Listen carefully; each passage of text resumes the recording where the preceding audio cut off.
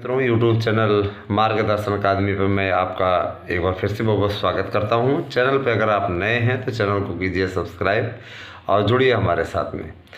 मित्रों, आप लोगों का दिन प्रतिदिन जो इंतज़ार है काफ़ी बड़ा हो गया होगा। हैं, आपको ऐसा लगता होगा कि सर ने कहा और अभी तक कुछ सुगबुगाहट नहीं दिखाई दे रही है। तो सुगबुगाहट हो चुकी है मेरे भाई। NIC अपनी तैयारियों में लगा हुआ है। आपको भी मालूम है अच्छे तरीके से कि शिक्षा विभाग या कोई और विभाग इस समय कोई ऐसा रिस्क नहीं लेना चाह रहा है जिसके चलते किसी भी प्रकार से आपकी भर्ती प्रक्रिया प्रभावित हो। मसलन कुछ लोगों का ये कहना था कि आचार संहिता के बाद आया, और कुछ अधिकारी कर्मचारी ऐसे होते हैं जिनको बहाना चाहिए होता है। तो NIC को भी थोड़ा समय चाहिए होता है। NIC इतनी जल्दी कोई कार्य करता नहीं। NIC के पास भी बहुत से फार्म भरने के ऑप्शन होते हैं, बहुत सी चीज़ें होती हैं। तो NIC भी अपनी प्रक्रिया को शुरू कर चुका है। हम लोग स्वयं इन सब पे नज़र बनाए हुए हैं और यकीन दिलाते हैं कि आप लोगों को आपका विज्ञापन पे आवेदन, विज्ञापन तो हो ही चुका है, विज्ञापन पे आवेदन की प्रक्रिया जल्द से जल्द शुरू कराने का प्रयास करेंगे और उसके लिए हम लोग लगे हुए भी हैं। ठीक है। और मैं एक चीज़ और स्पष्ट कर देना चाहता हूँ कि आप लोगों की LT ग्रेड का सबसे पहले आवेदन स्टार्ट होगा। आवेदन का जैसे 15 दिन 16 दिन बीतता है, आपके प्रक्रिया TGT की भी शुरू हो जाएगी और सुपर टेट का भी आवेदन जो है जल्द ही हो जाएगा। सुपर टेट लटका हुआ है। अब आप सोच समझ लीजिए कि 7 तारीख के बाद में आपका टेट का रिजल्ट आएगा और उसके बाद ही प्रक्रिया शुरू हो जाएगी। ठीक है। अब रही बात ये कि गवर्नमेंट बदलने पे, तो आपको अच्छे तरीके से मालूम है कि पूर्ववर्ती सरकार एकेडमिक मेरिट की सपोर्टर है। तो निश्चित रूप से फिर सुपर टेट पूरी तरीके से समाप्त होने की स्थिति आ जाएगी। सुपर टेट से परीक्षा, क्योंकि देखिए पूर्ववर्ती सरकारें, यही सरकारें पूर्ववर्ती सरकारों के नियम को कोई लागू किए नहीं किए, है ना। तो हर एक सरकारें अपना नियम बदलती हैं, है ना। मैं ये कहता हूँ कि लेकिन एक चीज़ है कि BEd धारक अभ्यर्थियों के लिए पूर्ववर्ती सरकार के मुखिया अखिलेश यादव जी ने काफ़ी अच्छी अच्छी घोषणाएँ की हैं। अब वो कितना उस पर खरे उतरते हैं वो आने वाला वक्त बताएगा। अगर मान लीजिए वो जीतते हैं, है ना, तो निश्चित रूप से जिस तरीके का वो लड्डू दे रहे हैं, अगर वो लड्डू वास्तव में दे देते हैं तो बहुत से बेरोजगारों का भला होगा। लेकिन रही बात ये कि आपको इस बात को नहीं बोलना चाहिए कि एकेडमिक मेरिट से भर्ती का ऐलान किया गया था। 5 वर्षों में सिर्फ मुकदमेबाजी के सिवा और कुछ नहीं मिला पूर्ववर्ती सरकार में। आप इस कड़वे स्याह सच को आप स्वयं स्वीकार कर लीजिए। ठीक है।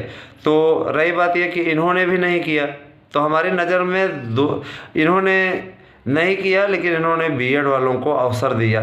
BEd वाले अस्थायी रूप से अवसर उन लोगों को मिल गया, है ना। बहुत से लोग BEd वालों को बाहर कराने की भी कोशिश में हैं, उसकी फिराक में है, लेकिन कामयाब नहीं हो पाएंगे। BEd वालों को प्राइमरी से बाहर कराने की साजिश रची जा चुकी है ना।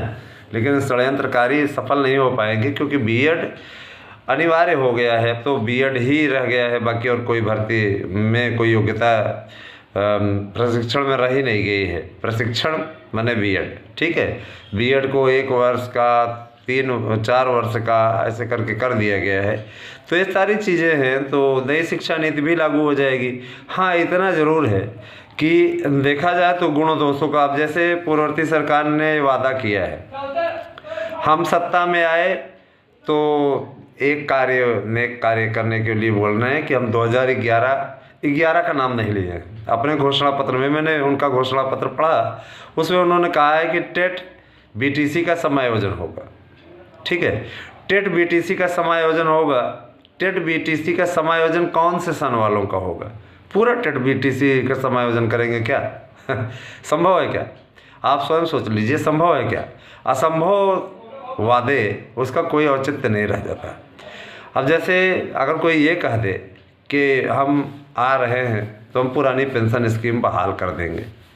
पुरानी पेंशन स्कीम बहाल करना होता तो बहुत सी राज्य सरकारें कर देती, है ना। जैसे कि राजस्थान में अशोक गहलोत कोशिश कर रहे हैं, लेकिन सबसे बड़ा मुद्दा तो ये है कि 2005 से लेकर के 2004 से लेकर 2014 तक, 14 के मई महीने तक मनमोहन सिंह जी की सरकार थी, उसमें केंद्र सरकार ने ऐसा एक्शन क्यों नहीं लिया?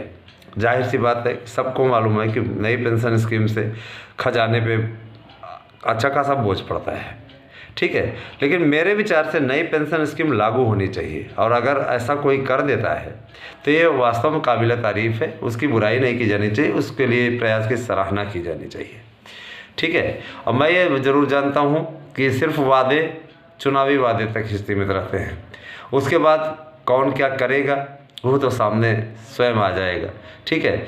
हमें अच्छे तरीके से याद है, पूर्व में उसी सरकार को हटाने के लिए अभ्यर्थियों ने कितना प्रदर्शन किया था, लाठी खाए और ये संकल्प लेके गए कि हम हरा देंगे आपको। आज फिर उसी उन्हीं को सत्ता में ले आने के लिए कुछ अभ्यर्थी संघर्ष कर रहे हैं, है ना। आप ज़रा सा आकलन करके देखिए क्या मिला था उन 5 वर्षों में और क्या मिला है इन 5 वर्षों में। ऐसा नहीं कि यहाँ पे बहुत अच्छे हालात हैं, है ना, लेकिन अगर 100 गलत में से 2 गलत में से किसी एक कम गलत को चुनना पड़े तो मेरे विचार से उस कम गलत वालों को चुनना ज़्यादा उचित होगा, है ना। और ये मत समझें कि मैं समाजवादी पार्टी का या किसी पार्टी का विरोधी या सपोर्टर हूँ, मैं सिर्फ नीतियों की समीक्षा कर रहा हूँ, है ना। मैं किसी भी बदले की भावना से कार्य करने वाली किसी भी घटना की निंदा करता हूँ। समाजवादी पार्टी में भी मेरे परिचित है, ऐसी बात नहीं है ना। मेरे बहुत से मित्र हैं, हमारे पास साथ में उनकी डिबेट होती है, बातचीत होती है, हमारा उनका मनमुटाव नहीं है, समझ रहे हैं ना। लेकिन सबसे बड़ी चीज़ ये है कि अगर कोई वादा किया जाए तो उसमें स्पष्ट उल्लेख तो होना चाहिए। अब बीएड टीईटी का समायोजन होगा, बीएड बीटीसी का समायोजन होगा, टीईटी पास का, भैया किस सन का होगा? सन तो बताओ। घोषणा पत्र में कुछ लिखते हैं, बोलते कुछ हैं, तो इसका कोई औचित्य नहीं। अब महाराज जी की सरकार ने कहा हम आएंगे तो हर घर से 1 लोगों को नौकरी या 1 लोगों को स्वरोजगार देंगे। स्वरोजगार तो समझ में आता है नौकरी सरकारी नौकरी की बात तो नहीं की है, प्राइवेट सेक्टर के लिए किए हुए हैं, तो ये भी एकदम असंभव सा वादा लगता है।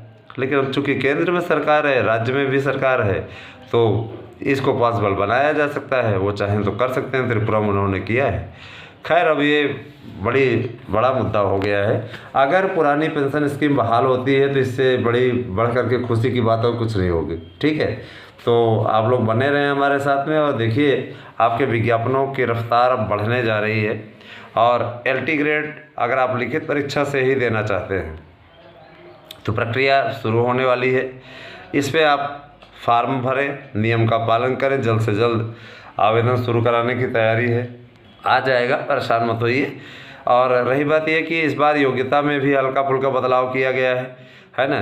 तो ये काफ़ी लोगों को अवसर देने का ये योजना है सरकार की, उस पर आप लोग सहभागिता कीजिए, लाभ उठाइए और हमारे साथ बने रहिए। आप सभी को पूरा मार्गदर्शन मिलेगा। मार्गदर्शन अकादमी आप लोगों के लिए जो नोट्स तैयार कराया हुआ है उसके रेट आधे किए गए हैं, तो आप चाहें तो आप उसका लाभ उठा सकते हैं। 8115-998001 पे आप मैसेज करके अपना एड्रेस पिन कोड सहित दीजिए, आपको आपका नोट्स आपके घर के पते पर या आप जो पता देते हैं उस पते पर पहुंच जाएगा, ठीक है। तो देखिए मित्रों, चिंता मुक्त रहिए। और मैं ये चीज़ स्पष्ट कर देना चाहता हूँ, किसी भी प्रकार का चिंतन किया करिए, किसी के कहने या बहकावे में ना आए। आप सभी मेरे अपने हैं, आपको कोई गलत राय नहीं देते हैं। और जो सपा के सपोर्टर हैं वो कभी ये ना समझें कि हम उनके विरोधी हैं, है ना। सरकार किसी की भी बनती है मित्रों, वो सरकार सबके लिए काम करती है, ना कि किसी एक धर्म जाति विशेष के लिए, ठीक है। वो सबकी होती है, गवर्नमेंट सबकी होती है, ठीक है। अभी 5 साल इन्हीं की सरकार चली है, तो इन 5 साल के सरकारों के कार्य में क्या किसी एक जाति वर्ग विशेष को नौकरी दी गई? क्या? सबके लिए किया जाता है, लोकतंत्र है। और अगर नहीं किया जाता तो कोर्ट है, कोर्ट उस पर रोक लगा देता है। इनके सरकार के समय में आरक्षण नीति का उल्लंघन हुआ, कोर्ट ने रोक लगा दिया, तो कोर्ट सबसे बड़ा होता है। ठीक है, अगर कोई अन्याय या अंधेर कुछ भी करता है तो कोर्ट उसके लिए डंडा लेकर के बैठा हुआ है, कोर्ट उसका तुरंत नोटिस करता है और तुरंत उस पर कार्रवाई करता है। तो बने रहे हमारे साथ में, किसी के बहकावे में ना आए मित्रों। निश्चित रूप से जिसकी भी गवर्नमेंट बनेगी वो अच्छा करे, ऐसी शुभकामना है। Thank you, have a nice day.